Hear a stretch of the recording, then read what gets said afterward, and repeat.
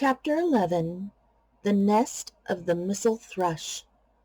For 2 or 3 minutes he stood looking round him while Mary watched him, and then he began to walk about softly, even more lightly than Mary had walked the first time she found herself inside the 4 walls. His eyes seemed to be taking in everything, the gray trees with the gray creepers climbing all over them and hanging from their branches, the tangle on the walls and among the grass, the evergreen alcoves with the stone seats and tall flower urns standing in them. "I never thought I'd see this place," he said at last, in a whisper.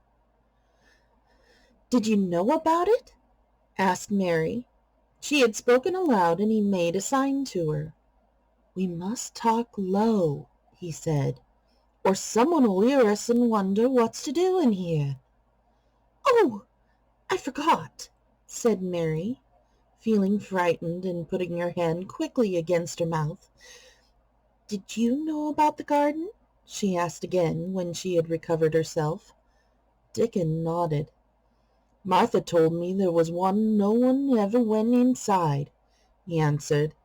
"Us used to wonder what it was like."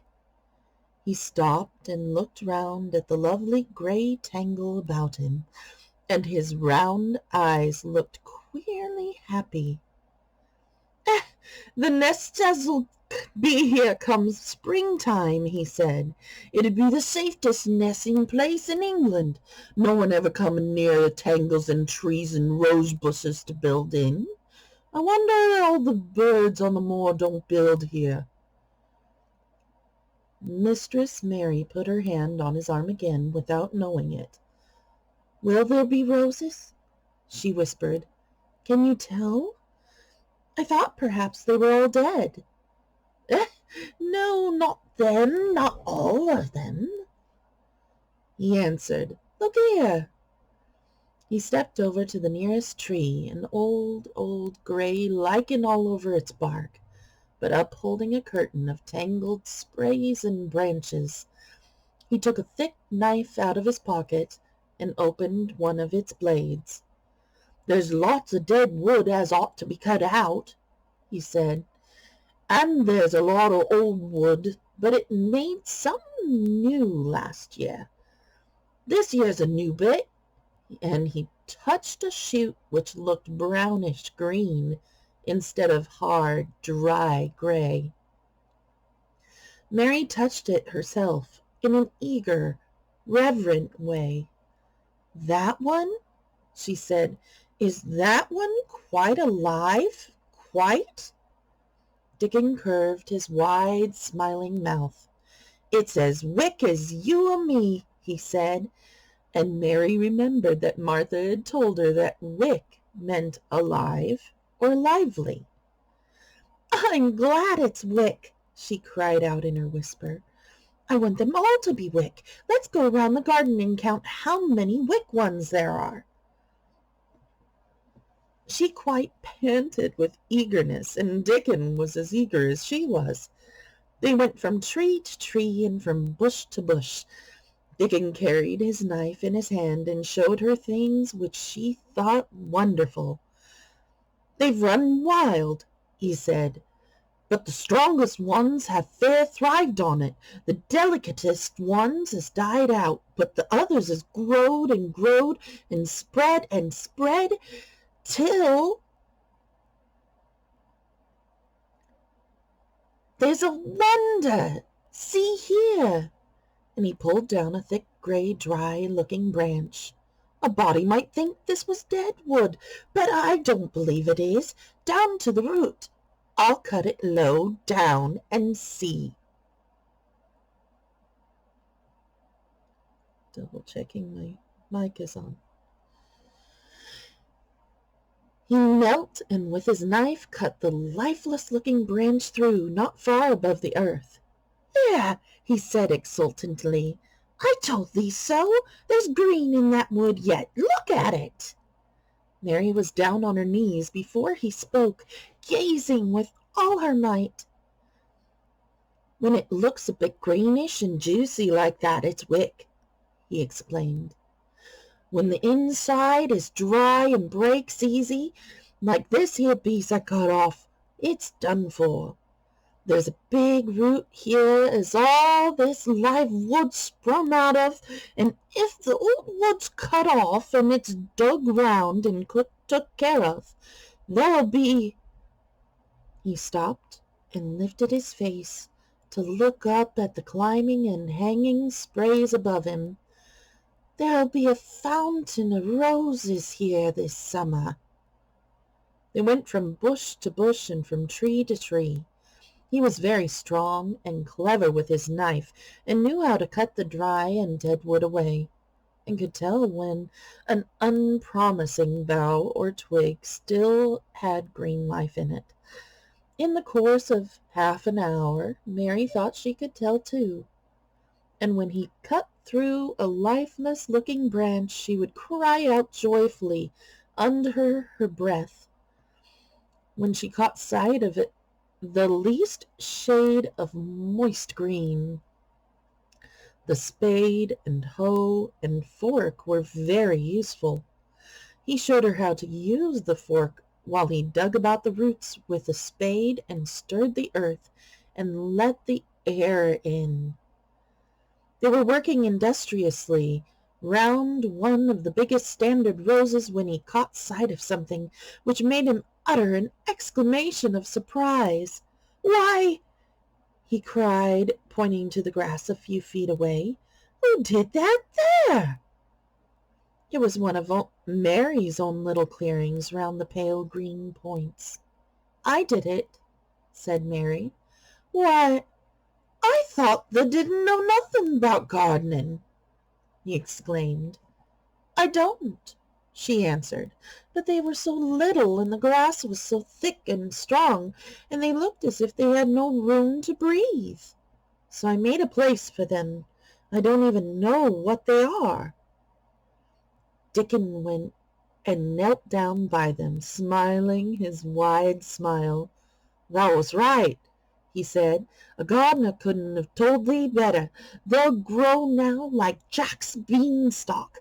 They're crocuses and snowdrops, and these here is narcissuses turning to another patch, and here's daffodil lilies.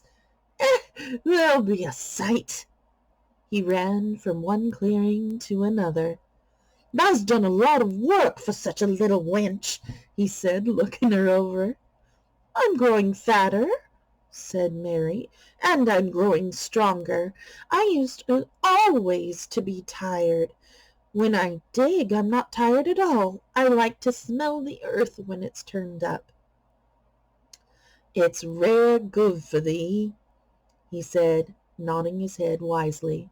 "There's not as nice as the smell of old good clean earth, except the smell of fresh growing things, and when the rain falls on 'em. I get out on the moor many a day when it's raining, and I lie under a bush and listen to the soft swish of drops on the heather, and I just sniff and sniff. My nose end fair quivers like a rabbit's, mother says." "Do you never catch cold?" inquired Mary, gazing at him wonderingly. She had never seen such a funny boy, or such a nice one. "Not me," he said, grinning. "I never catched cold since I was born. I wasn't brought up nesh enough. I've chased about the moor in all weathers the same as the rabbits does.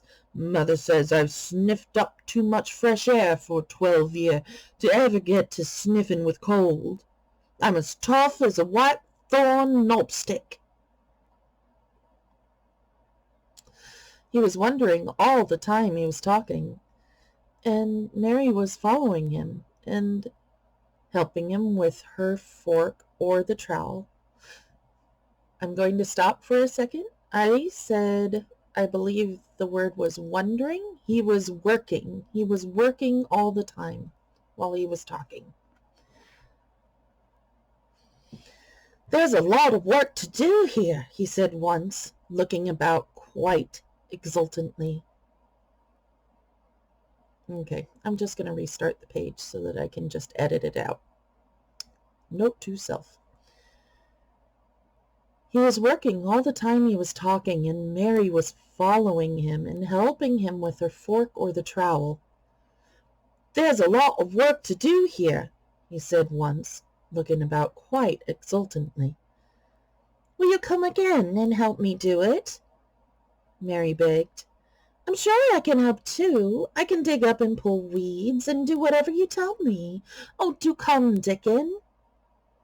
"I'll come every day if thou wants me, rain or shine," he answered stoutly. "It's the best fun I ever had in my life, shut in here and waiting up a garden."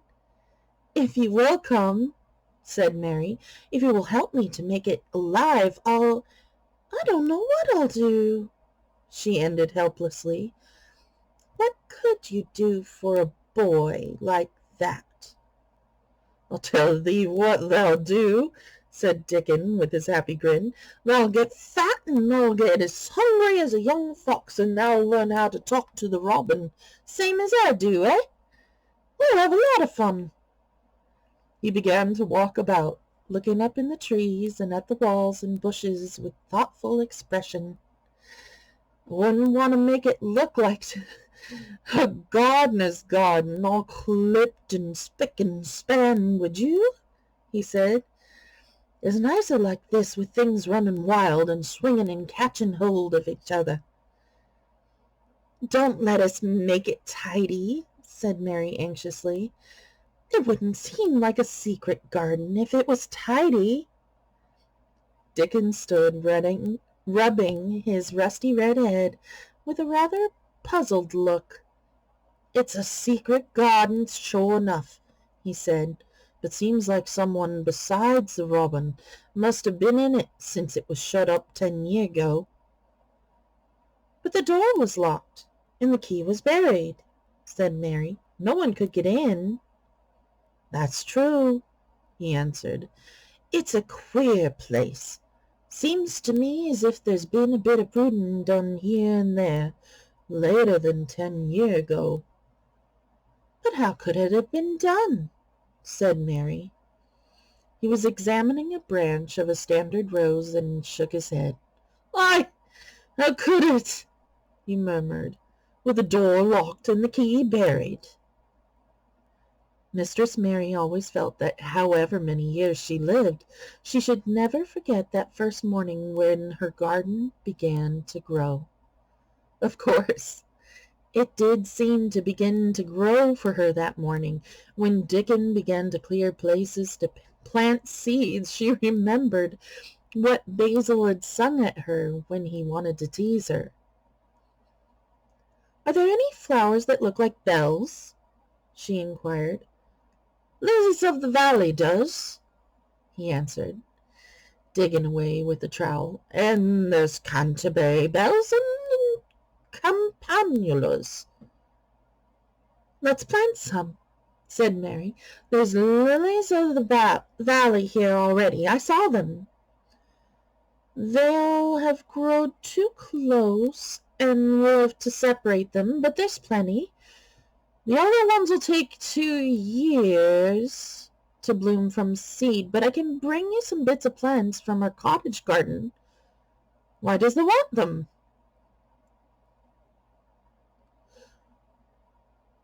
Then Mary told him about Basil and his brothers and sisters in India, and of how she had hated them, and of their calling her Mistress Mary quite contrary. "They used to dance round and sing at me. They sang, 'Mistress Mary, quite contrary, how does your garden grow, with silver bells and cockle shells and marigolds all in a row?' I just remembered it, and made me wonder if there were really flowers like silver bells." She frowned a little and gave her trowel a rather spiteful dig into the earth. "I wasn't as contrary as they were." But Dickon laughed. He said, as he crumbled the rich black soil she saw he was sniffing up the scent of it. "There doesn't seem to be no need for no one to be contrary when there's flowers and such like, and such lots of friendly wild things running round and making homes for themselves, or building nests and singing and whistling, does there?" Mary, kneeling by him, holding the seeds, looked at him and stopped frowning. "Dickon," she said, "you are as nice as Martha said you were. I like you, and you make the 5th person. I never thought I should like 5 people." Dickon sat up on his heels as Martha did when she was polishing the grate. He did look funny and delightful, Mary thought, with his round blue eyes and red cheeks and happy-looking turned-up nose. "Only 5 folk there's thou likes," he said. "Who's the other 4? Your mother and Martha," Mary checked them off on her fingers, "and the Robin and Ben Weatherstaff." Dickon laughed so that he was obliged to stifle the sound by putting his arm over his mouth. "I know thou thinks I'm a queer lad," he said, "but I think thou'rt the queerest little lass I ever saw." Then Mary did a strange thing. She leaned forward and asked him a question she'd never dreamed of asking anyone before. And she tried to ask it in Yorkshire, because that was his language, and in India a native was always pleased if you knew his speech. "Does thou like me?" she said. "Ah!" he answered heartily. "That I does. I likes thee wonderful, and so does the robin, I do believe." "That's 2 then," said Mary. "That's 2 for me." And then they began to work harder than ever, and more joyfully. Mary was startled and sorry when she heard the big clock in the courtyard strike the hour of her midday dinner. "I shall have to go," she said mournfully, "and you will have to go too, won't you?" Dickon grinned. "My dinner's easy to carry about with me," he said. "Mother always lets me put a bit of something in my pocket." He picked up his coat from the grass and brought out of a pocket a lumpy little bundle tied up in a quite clean, coarse, blue and white handkerchief. It held 2 thick pieces of bread with a slice of something laid between them. "It's oftenest naught but bread," he said, "but I've got a fine slice of fat bacon with it today." Mary thought it looked a queer dinner, but he seemed ready to enjoy it. "Run on and get thy victuals," he said. "I'll be done with mine first. I'll get some more work done before I start back home." He sat down with his back against a tree. "I'll call the robin up and give him the rind of the bacon to peck at. They likes a bit of fat wonderful." Mary could scarcely bear to leave him. Suddenly it seemed as if he might be a sort of wood fairy who might be gone when she came into the garden again. He seemed too good to be true. She went slowly halfway to the door in the wall, and then she stopped and went back. "Whatever happens, you will never tell?" she said. His poppy-colored cheeks were distended with his first big bite of bread and bacon, but he managed to smile encouragingly. "If thou was a missel thrush and showed me where thy nest was, does thy think that I would tell anyone?"